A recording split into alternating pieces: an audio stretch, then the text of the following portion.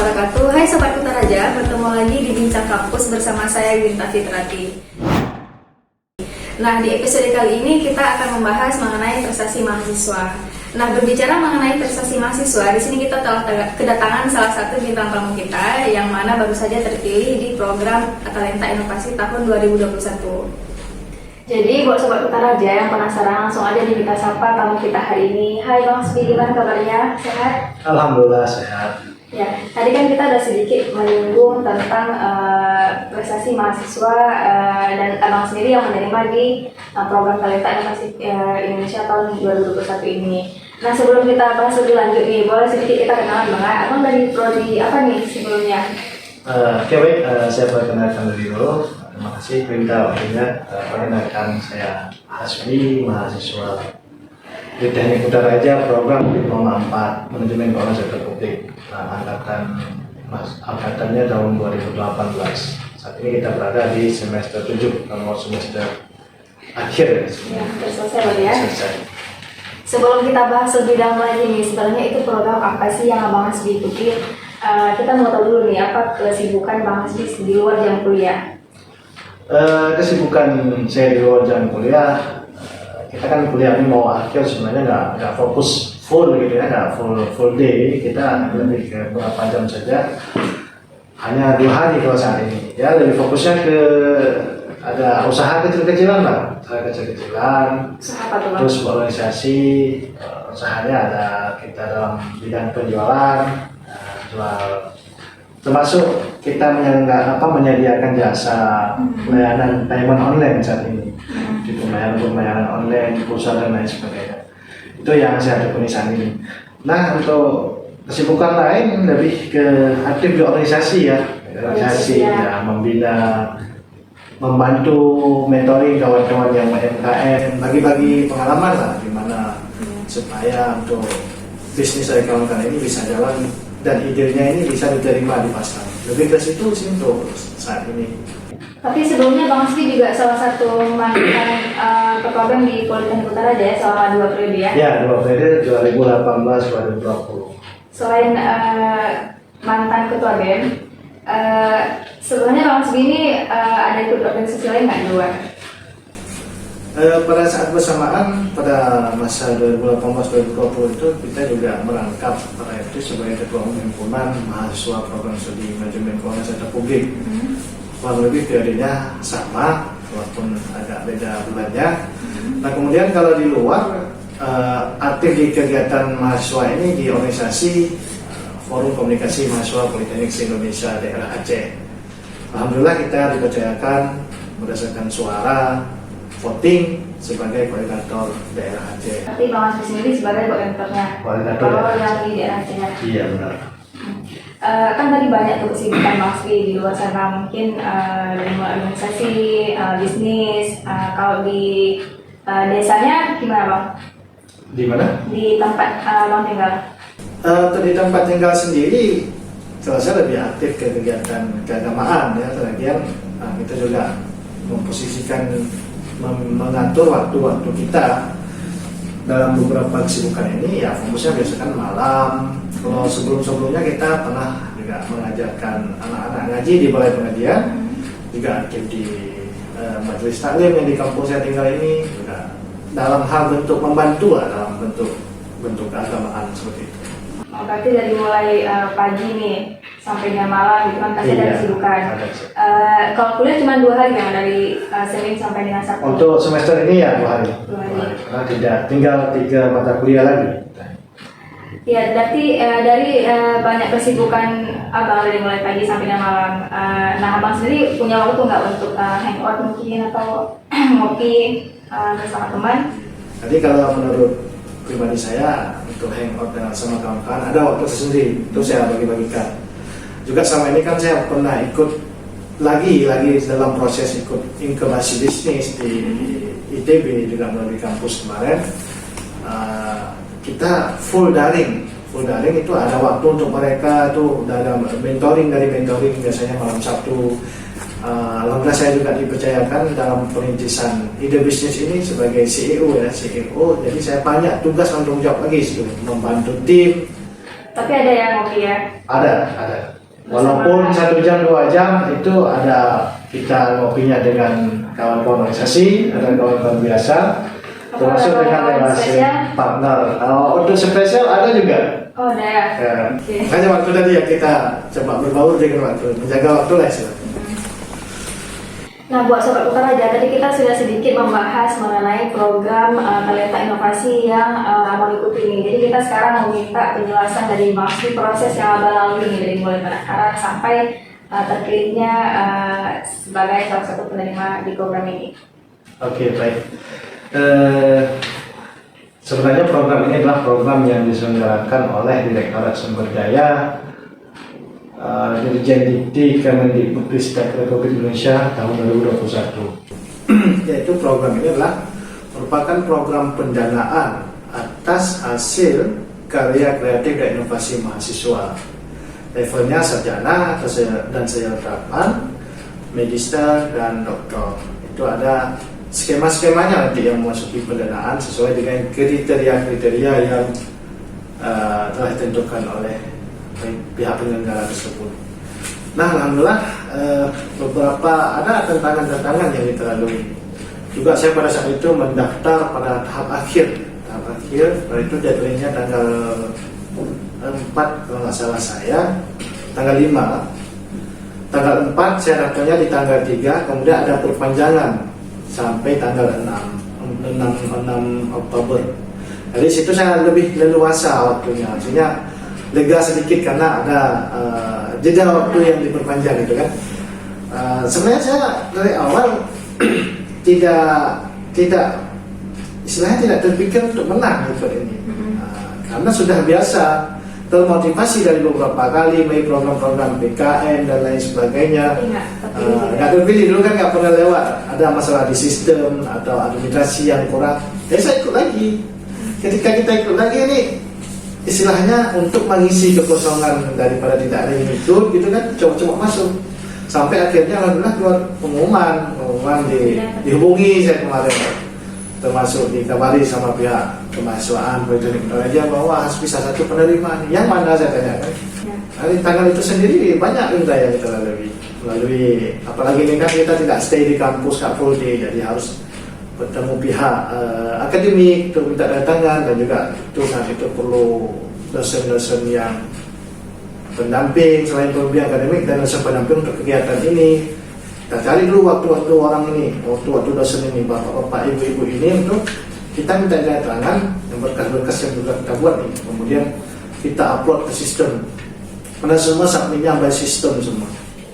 Nah, rupanya udah banyak ya tahapan-tahapan yang Abang lalui dari mulai proses pendaftaran sampai deadline-nya udah mau selesai gitu, tapi akhirnya diperpanjang juga waktunya. Dan syukurnya alhamdulillah Bang Hasbi ini terpilih di program ini. Nah, sebenarnya kenapa sih Bang Abang tertarik untuk masih mengikuti program ini? Kenapa saya tertarik dengan program Talenta Inovasi Indonesia ini? Karena ketika itu kebetulan pada saat saya pernah belajar mata kuliah di kelas, ada hubungan yang berhubungan dengan tema atau skema yang kami angkat pada program ini, yaitu terjadinya kemiskinan di Aceh sangat, istilahnya sangat krusial sekali. Angka kemiskinan ini sampai 14,99%, itu berdasarkan data Badan Pusat Statistik pada tahun 2020. Kemudian ditambah lagi dengan pandemi COVID-19 yang meluluhlantakkan sendi perekonomian Indonesia. Nah, kemudian kita kaitkan dengan keadaan sosial masyarakat dengan mata kuliah yang saya jalani saat ini, yaitu manajemen keuangan sektor publik. Nah, dari situ kita setelah berbicara menganalisis data, adanya pengangguran di mana-mana, adanya UMKM yang tidak jalan saat pandemi COVID, adanya kebijakan pemerintah yang menerapkan berbagai kebijakan untuk mengatasi meningkatnya angka COVID-19 di Indonesia secara umum. Jadi di situ saya pribadi mengambil sebuah inisiatif, yaitu untuk melakukan sebuah pendampingan kewirausahaan digital bagi masyarakat dalam rangka mengupayakan untuk tumbuh perekonomian di Aceh selama pasca pandemi dan selama pandemi ini. Artinya program ini saya manfaatkan itu untuk mendampingi para UMKM secara khususnya pemuda-pemuda, mahasiswa-mahasiswa yang masih usia produktif, supaya ada pendapatan income dalam bentuk UMKM, mereka bisa jalan dengan keterbatasan nih, kan dibatasi nih, jarak dibatasi, nggak boleh kemana-mana segala macam, COVID-19 ini. Jadi kita ambil, manfaatkan teknologi. Sekarang juga pemerintah telah menggalakkan digital ekonomi. Nah, ini sahabat Toledo juga harus tahu ini. Ketika kita manfaatkan peluang, melihat peluang itu ada di depan mata, langsung kita kolaborasikan menjadi sebuah inovasi yang kreatif. Ini yang saya lakukan Mbak Sari saat kemarin sebelum mengajukan proposal. Jadi kita lakukan supaya nanti kawan-kawan ini yang membatasi diri dalam hal misalkan penjualan yang tidak bisa era digital, istilahnya kita langsung ke ekonomi go digital sampai kita didik memiliki apa istilahnya kawan-kawan nanti yang kita bina ini ada kelompok-kelompok wirausaha digital. Kelompok wirausaha digital ini kita didik supaya bisa melakukan marketing digital secara sederhana, aplikasi sederhana, medsos dan lain sebagainya yang sederhana. Jangan kita arahkan coding-coding, kita memanfaatkan keadaan juga kan, keadaan dan waktu yang diberikan yang tidak begitu lama. Nah untuk itu setelah akhir dari luaran ini nanti semua kawan-kawan mahasiswa, pemuda yang masih usia produktif memanfaatkan kegiatan yang kita dampingi ini nanti go e-commerce semuanya. Jadi bisa mendapat penghasilan secara digital. Iya, berarti di program ini nanti akan Abang sebenarnya akan menambahkan pendanaan dari pemerintah gitu ya, untuk dikembangkan di masyarakat. Tapi itu yang akan Abang lakukan ya? Ya, skemanya itu karena kita memecahkan salah satu masalah yang ada di masyarakat kita. Salah satu masalah saat ini yaitu. Berarti menurut pandangan Abang sendiri nih, berarti di era masyarakat sekarang mungkin itu salah satu masalah yang masyarakat hadapi. Mungkin sempitnya ekonomi, susahnya masyarakat untuk mendapatkan penghasilan karena COVID-19 ini. Berarti harapan Abang nih untuk masyarakat setelah nanti Abang akan menerapkan program itu di masyarakat. Apa harapannya ke depannya? Kita harapkan masyarakat yang kita bina ini kan kita bentuk kelompok. Kita bentuk komunitas ekonomi digital dulu. Kita bina dulu sekitar 30 orang kurang lebih. Dalam 30 orang ini 15 kelompok. Kalau misalkan satu kelompok 5 orang, nanti kolaborasi. Satu pelaku UMKM yang emang ada kegiatan UMKM nih mati, UMKM-nya bukan mati ya, nggak jalan operasional karena ada COVID tadi. Nah kemudian nanti satu lagi ada yang ngerti bagian digital, IT, baik dari kalangan mahasiswa dan sebagainya. Satu lagi ada nanti Mbak ahli di situ bagian promosi, marketing, pemasaran, bagian keuangan. Nah ini kita satukan karena dalam satu bisnis itu tidak luput daripada 3 faktor ya. Ada hipster, hustler, dan bagian IT. 3 komponen ini harus ada dalam satu roda usaha atau perusahaan. Nah, ketika kita kolaborasi ini semua pelaku UMKM yang ahli di IT, ahli di keuangan, pemasaran dan lain-lain nanti, supaya orang ini dalam grup digital ini, ekonomi digital benar-benar bisa memasarkan produk yang sudah pernah, yang siap untuk mereka jual ke pasar. Begitu. Oke, berarti nextnya Abang akan bentuk suatu komunitas digital berarti ya? Komunitas digital. Ya, rencananya itu mungkin di desa apa tuh Bang? Atau ada memang nggak disebutkan di situ atau bisa dipilih dari kampus mungkin? Mungkin untuk objek sendiri kita belum tentukan di proposal karena nanti masih gambaran umum di proposal ini.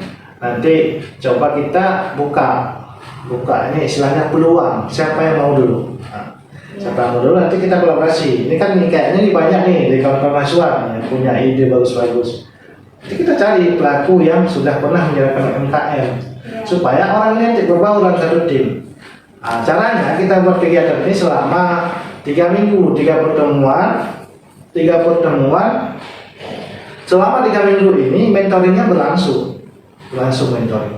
Nanti minggu pertama kita buat konsolidasi, kemudian ada bimbingan teknis. 1 minggu pertama ada bimbingan teknis, cara membangun ide bagaimana yang kompetitif di era pandemi dan memanfaatkan teknologi digital. Nah setelah ini 1 minggu, mau menunggu ke minggu berikutnya nih. Nah, situ sama 1 minggu masa senggang 1 minggu ke minggu berikutnya orangnya latihan dari materi yang telah diberikan. Nah sebelum pada minggu ke berikutnya, sebelum kita masuk ini ke apa namanya ke materi lanjutan, kita evaluasi dulu sudah mampu diterapkan belum nih. Oke, jadi buat sobat-sobat Kutaraja nih yang mungkin mahasiswa di Kutaraja juga ingin jadi seperti Bang Hasbi ataupun yang ingin join ya, bisa nanti berkomunikasi sama dia ya Mas Hasbi. Wah, terima kasih nih Bang Hasbi udah main-main di program Bincang Kampus kita. Nah, terasa nih udah berada di penghujung acara.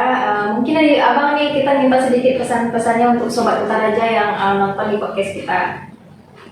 Oke, mungkin saya sedikit menyampaikan pesan untuk kawan-kawan sobat Kutaraja yang sedang menonton podcast ini dan juga kawan-kawan mahasiswa lainnya dimanapun kawan-kawan berada, terutama sekali yang politeknik ini. Kita politeknik adalah orang-orang vokasi, artinya kita harus mampu menerapkan ilmu-ilmu yang kita dapatkan itu kepada masyarakat secara langsung. Nah dari program ini sendiri yang diharapkan adalah mampu memecahkan masalah di masyarakat.